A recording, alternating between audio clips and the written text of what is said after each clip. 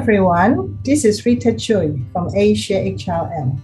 Today we are so glad that we have one of our leaders, Mr. Ritesh Agarwal, to accept our short interview.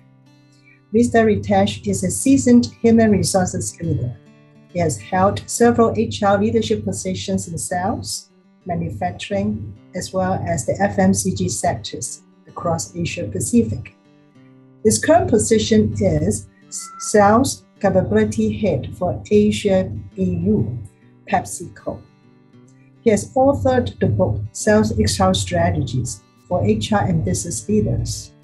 And Asia HRM was so honored to have launched his book.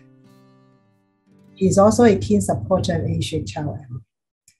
So, Mr. Ritesh, thanks for accepting our interview.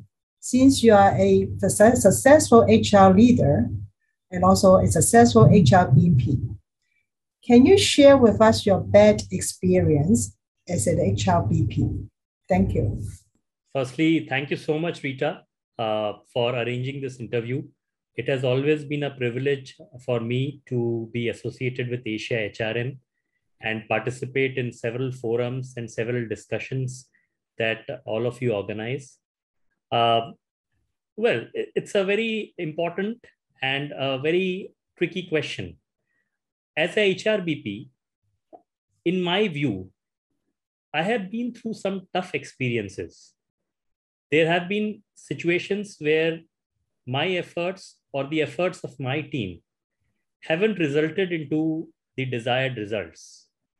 Now, in all those situations, I won't say that they were bad experiences. I would say they were all learning experiences. And in all those situations, when I look back, those have been the times when we have gone back as a team and we had thought what we could do differently. Now, every actions that we take depends on the context.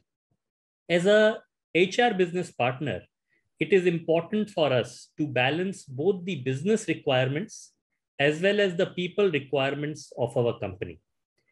Now, there have been certain situations when I was the sales HR business partner for one of the units. We used to get a few requests from our frontline supervisors for relocation. Now, some of these requests always used to come because of the fact that these frontline supervisors were not based out of their hometowns or where their parents are located. If we hire any sales supervisor who is in the age range of 25 to 40 years, definitely their parents would be in the age range of 60 plus. So in all those situations, we used to get several requests that the sales supervisor who has joined in a certain territory, which is away from his hometown, now, because the health of his parents or if his family members is not that good, the sales supervisor used to request us to relocate him or her back to the sales territory, which was based out of his hometown. Now, many of these requests were genuine requests. Whenever I used to think what would happen if something of this sort happens to me. Having said it, as per that particular context in which we had operated, we knew that if we agree to some of these requests easily, we will start getting more and more requests. And practically, as a business person and as a HRBP, it is very difficult for us to verify to what degree the situation is dire and where the situation is not so dire. And often it used to happen that the situation was not dire when the sales supervisor was requesting it. But with time, the situation needed him to be back to his hometown. So it was a very tricky situation. And, as a HRBP, it was my and my team's best efforts to balance both the business requirements that we have. Sales supervisors joining us in a particular territory, they stay in that territory for a long time and they deliver the business results. At the same time, we needed to balance how we can support the sales supervisors in their personal needs. Now, in many of these situations, what we did was we used to have a full understanding of the need of the situation. We used to understand that is it that we can balance the business and relocate our team member to his hometown if the position is there. Sometimes the situation was the position itself was not there based out of the hometown. So how can we create a separate position because there is a need of a person?